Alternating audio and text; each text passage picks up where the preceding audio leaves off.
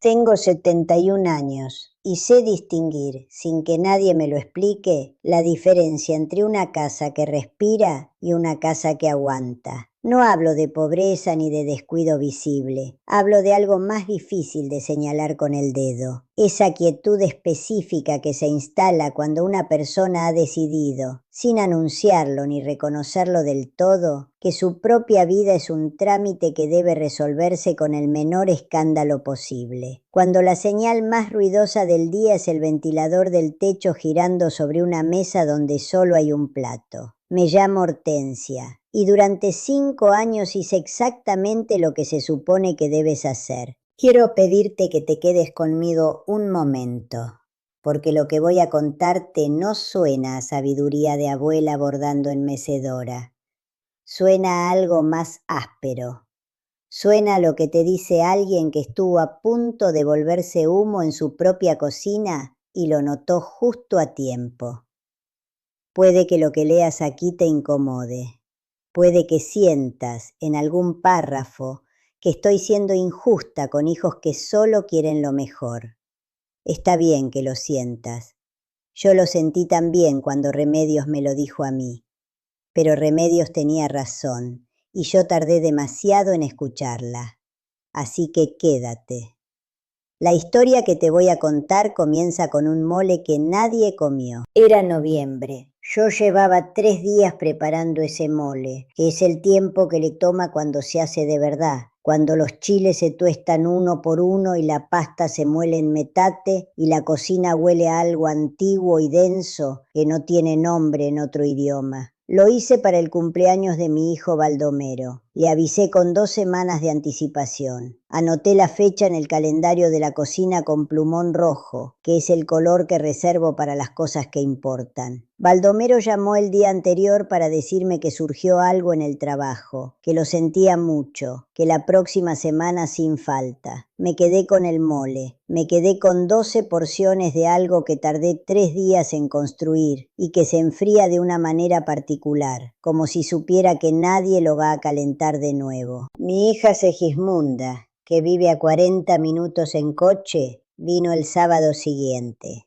Estuvo 90 minutos. Habló por teléfono 2 veces durante esos 90 minutos. Se llevó un poco de mole en un recipiente de plástico y me dijo que se veía delicioso y que ojalá hubiera llegado antes para comerlo conmigo. Yo le dije que no se preocupara, que había bastante, que había más en el congelador. Le estaba enseñando que podía llegar tarde. Le estaba enseñando que siempre habría más en el congelador. Eso fue en noviembre. Para enero ya había empezado a hacer menos mole. Te cuento todo esto porque necesitas entender el mecanismo antes de que te explique la salida. El mecanismo no es la maldad de nadie. Baldomero y Segismunda no son villanos. Son personas ocupadas que aprendieron, con mi ayuda generosa y constante, que yo era elástica, que podía estirarse, que nunca iba a tronar. Y las cosas elásticas se estiran hasta donde se puede, que es hasta donde uno las lleva. Lo que nadie te dice cuando tus hijos empiezan a construir sus vidas propias es esto. Cada vez que doblas tus necesidades para que quepan dentro del espacio que te ofrecen, les estás mostrando el tamaño exacto que estás dispuesta a ocupar. Y las personas, incluso las que te quieren, siempre llenan el espacio disponible. Es física, no es crueldad. Yo había pasado 5 años volviéndome cada vez más pequeña con la convicción de que eso era amor, que la forma más elevada de querer a tus hijos adultos era no pesarles, no complicarles el martes, no ser la llamada que contestan con un suspiro antes de levantar el teléfono. Había visto a mi propia madre hacer lo contrario y había jurado, con la soberbia de los 40 años, que yo nunca iba a ser esa mujer que llama 4 veces al día y aparece sin avisar y llora en los aeropuertos con una intensidad que incomoda a los extraños. Y cumplí mi juramento con una dedicación que ahora me parece, en retrospectiva, una forma lenta de suicidio social. Fui tan discreta que me volví invisible. Déjame hablarte de Remedios. Remedios fue maestra de primaria durante 38 años en un pueblo de Oaxaca antes de mudarse a la ciudad cuando enviudó. La conocí en un taller de pintura en acuarela que ambas abandonamos después de 6 sesiones porque la instructora tenía una relación con el color azul que ninguna de las dos podíamos respetar. Pero nos quedamos como amigas, que es el mejor resultado posible de un taller de acuarela malo. Remedios tenía 4 hijos. Remedios también había hecho lo que se supone que debes hacer. Había sido paciente, disponible, alegre, sin demandas. Había convertido su casa en un lugar tan cómodo de visitar y tan fácil de no visitar que sus hijos gradualmente habían optado por lo segundo. A los 74 años, Remedios tuvo una infección urinaria que la debilitó durante 2 semanas. Sus hijos, preocupados y culpables en partes iguales, usaron ese susto como la razón perfecta para hacer lo que llevaban tiempo considerando. Encontraron un lugar bonito, con jardín y actividades y personas de su edad. Así lo dijeron, personas de tu edad, como si la edad fuera un idioma que solo se puede hablar entre sus hablantes nativos. Visité a Remedios en ese lugar 4 meses después de que se instaló. Estaba bien, esa es la parte que más me perturbó. Estaba bien, estaba adaptada, participaba en las actividades, tenía una mesa favorita en el comedor, conocía a la enfermera por su nombre y sabía cuáles días la comida era mejor. Pero cuando le pregunté por el taller de acuarela, por los libros que estaba leyendo, por la opinión feroz que siempre tenía sobre cualquier cosa que valiera la pena opinar, me respondió con una suavidad que no le conocía. Se había vuelto fácil de manejar, y lo que eso me dijo, en el camino de regreso a mi casa, fue que había aprendido que tener opiniones fuertes en ese lugar no servía de nada, que la versión de ella, que era específica, inconveniente y completamente ella misma, no tenía mucho espacio ahí. Así que la había guardado en algún cajón interior y había sacado a cambio una versión más suave, más agradable, más almacenable. Me senté en el coche frente a su edificio durante un tiempo que no voy a precisar porque me avergüenza lo largo que fue. Remedios había hecho todo bien. Había sido ligera como una pluma y precisamente por eso sus hijos habían podido moverla con una mano. Cuando llegas a casa después de ver algo así, tienes 2 opciones. Puedes decirte que tu caso es diferente, que tus hijos no son así, que las circunstancias no son comparables. Eso es lo cómodo. O puedes sentarte con la incomodidad del tiempo suficiente para dejar que te diga lo que tiene que decirte. Yo me senté. Lo que escuché no fue agradable. Lo que escuché fue que llevaba 5 años practicando mi propia desaparición con una eficiencia admirable, que había decorado mi ausencia con palabras como independencia y madurez, y no quiero ser una carga, que son palabras bonitas para una cosa que no es tan bonita. La decisión de no existir del todo para que nadie tenga que lidiar con el peso de tu existencia. Y lo más revelador, que Segismunda ya había mencionado en 2 conversaciones separadas que yo había elegido no tomarse en serio, un lugar en Coyoacán que tenía muy buenas reseñas y quedaba cerca del metro.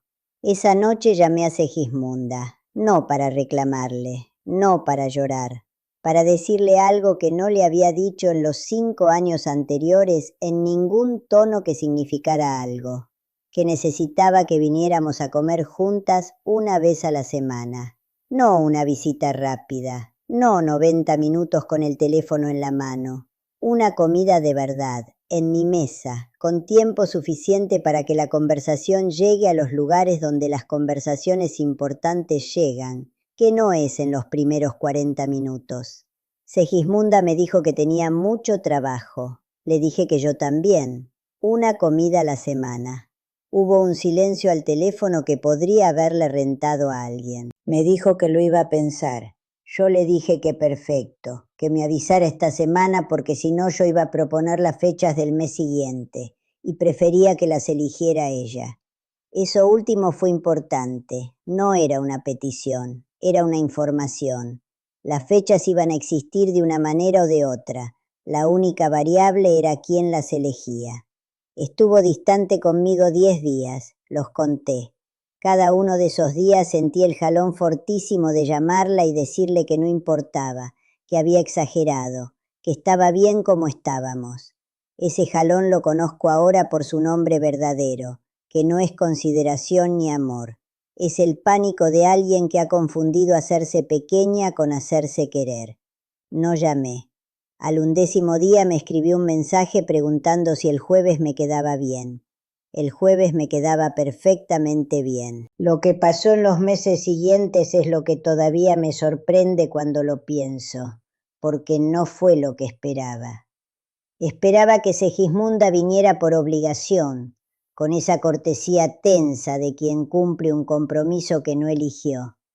Y las primeras 2 veces hubo algo de eso. Llegaba con su teléfono y su prisa y su vida entera apilada sobre los hombros, y yo podía sentir que parte de su cabeza estaba en otro lado. Pero yo no me achiqué. No le abrí la puerta de la salida anticipada. Serví la comida, pregunté por las cosas que me importaban de verdad, no las de protocolo, sino las de fondo. Y cuando ella intentó apurar la tarde, dije, con toda la calma del mundo: todavía no hemos llegado al postre.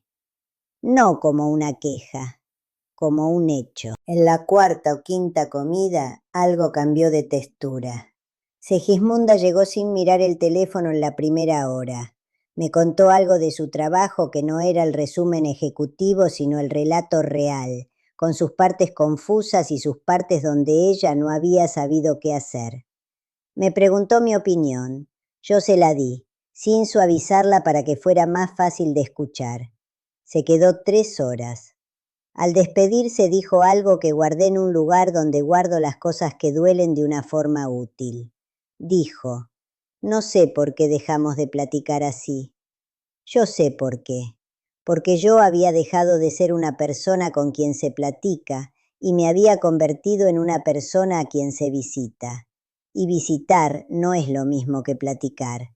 Visitar es un verbo de cortesía. Platicar es un verbo de presencia. Llamé a Baldomero un martes por la mañana, que es cuando sé que no tiene juntas. Le dije que quería ir a verlo. No para nada en particular, solo para estar cerca. 4 días. Se quedó callado el tiempo suficiente para que yo supiera que lo había tomado por sorpresa. Dijo que sí. Fui en febrero. Dormí en su cuarto de visitas que olía a caja cerrada porque nadie lo usaba mucho. Desayunamos juntos 4 mañanas seguidas. El tercer día me habló de un proyecto que lo tenía entusiasmado, algo técnico que yo entendía a medias, pero le hice preguntas reales, no las preguntas de cortesía que uno hace cuando está esperando que el otro termine, sino preguntas de alguien que genuinamente quiere entender. Habló durante casi 1 hora. Al final me miró de una manera rara y dijo: siempre se me olvida que a ti te interesa lo que pienso. Me tuve que levantar a buscar agua para que no me viera la cara que puse, porque eso fue lo que me dijo, sin querer decirlo, lo que había estado pasando, que yo había estado interpretando durante años a una madre que no tiene necesidades, y que esa actuación tan convincente había terminado por ocultar a la persona que soy, que sí tiene necesidades, y también curiosidad, y también opiniones sobre todo, y también una memoria muy específica de los momentos que me importan, y de las cosas que cada uno de mis hijos me dijo una vez y que no he olvidado. Me había escondido tan bien que ellos habían olvidado que había alguien ahí. Quiero hablarte ahora de algo que no es fácil de decir sin que suene a queja, y no es una queja. Hay una versión del amor que nos venden a las madres especialmente, que dice que amamos mejor cuando nos borramos, que el amor más puro es el que no pide nada, no ocupa lugar, no tiene horario propio y nunca complica los planes de nadie. Y hay algo de verdad en eso, sí, porque el amor que asfixia también es real y también hace daño. Pero hay una sombra en esa verdad que nadie menciona. La sombra es esta: Cuando te vuelves perfectamente ingrávida, te conviertes en algo que existe pero no importa de manera urgente. Y las personas, incluso las que te quieren, no reorganizan su vida por algo que no tiene peso. No cancelan compromisos. No piensan en ti en el coche de regreso a casa. Te quieren como se quiere un lugar de la infancia, con calidez, con nostalgia y con ninguna prisa de regresar. No puedes obligar a tus hijos a necesitarte, ni deberías intentarlo, pero puedes dejar de ayudarlos a olvidar que existes. Puedes decir una comida a la semana y sostener eso sin disculparte. Puedes volver a colgar el cuadro que quitaste porque alguien dijo una vez que era demasiado. Puedes contar la historia completa, con todas sus partes lentas y sus desvíos y sus detalles que parecen innecesarios, pero que son los que hacen que una historia sea real en lugar de ser un resumen. Puedes decir, todavía no termino, cuando alguien intente apurarte. Puedes tener una temperatura. La primera vez que le puse un límite real a Segismunda, se incomodó. La segunda, suspiró. La tercera, reorganizó su agenda sin que yo se lo pidiera. No porque se haya convertido en una hija diferente, porque yo me había convertido en una madre diferente. Una que ocupa el espacio que le corresponde sin pedir permiso ni perdón. Ese es el mecanismo. No es poético. No siempre se siente bien en el momento, pero los resultados sí son cálidos, de una manera que la alternativa nunca lo fue. Hay algo que he estado rodeando desde que empecé a escribir esto, y quiero decirlo directamente porque me parece lo más importante. No estoy hablando de convertirte en alguien a quien tus hijos visitan por obligación. La obligación es fría y se rompe sin aviso y sin disculpa. Estoy hablando de la diferencia entre ser un dato y ser una presencia. Los datos se registran, las presencias se buscan. Las personas que son buscadas en la vejez casi nunca son las que se hicieron más fáciles. Son las que se mantuvieron específicas, las que tenían gustos y los defendían, las que recordaban detalles exactos de lo que sus hijos les contaron hace años y lo nombraban. Tú me dijiste una vez que esto te asustaba, y nunca lo olvidé. Las que eran, de manera confiable y sin disculpas, completamente ellas mismas. Eso es lo que estoy aprendiendo a hacer a los 71 años, después de una vida entera editándome para la comodidad de otros. No es tarde. Quiero que eso quede muy claro. Hace 3 semanas, Segismunda vino a comer un jueves y se quedó hasta que sus hijos mandaron mensajes preguntando dónde estaba. La mayor de sus hijas, que tiene 13 años y ya tiene la mirada fija de quien está juntando información sobre el mundo, me preguntó que cómo era su mamá cuando era chica. Le conté. Conté la historia entera, con las partes graciosas y las partes que a Segismunda le dieron vergüenza ajena. Segismunda puso los ojos en blanco 2 veces y se rió 4. Al final apoyó la cabeza en la mano y me miró de una manera que no me miraba desde hacía mucho tiempo. No lo digo para presumir, lo digo porque pasé 5 años creyendo que la manera de mantener a mis hijos cerca era no pedirles nada. Y perdí 5 años escuchando el ventilador girar. Tu familia no es la mía. Tu historia tiene pliegues que yo no conozco y no voy a pretender que los entiendo desde aquí. Pero sí te digo esto, con toda la certeza que tengo. Lo más peligroso que puede hacer una persona de nuestra edad es volverse conveniente, porque las cosas convenientes se administran, se optimizan, se trasladan con todo el cariño del mundo a lugares donde dejen de complicar los planes de nadie. Tú no eres una cosa que se traslada. Eres una persona que hace mole de 3 días, aunque nadie llegue a comerlo, que tiene una opinión formada sobre los colores que van en la pared, que recuerda exactamente lo que tu hijo te dijo una mañana hace 20 años, cuando todavía te contaba sus miedos, que tienes una textura específica e irreemplazable que tardaste 70 años en construir. No la elijas. No contestes cada llamada al primer timbre, ni cada favor el mismo día, ni cada inconveniencia con un no. No es nada. No te preocupes. Deja que haya un pequeño peso en ti. No para hacerte difícil, no para fabricar culpa, solo para ser real. Ocupa el espacio que te toca. Vuelve a colgar el cuadro. Habrá una semana de silencio fresco cuando lo hagas. Tal vez 2. Vas a sentir en esos días un jalón muy fuerte hacia la pequeñez conocida, hacia el mole que guardas en el congelador por si alguien llega. Ese jalón no es amor, es costumbre. Atraviésalo. Espera el mensaje del jueves. Llega. Cuídate mucho, en el sentido completo y exigente de esa palabra.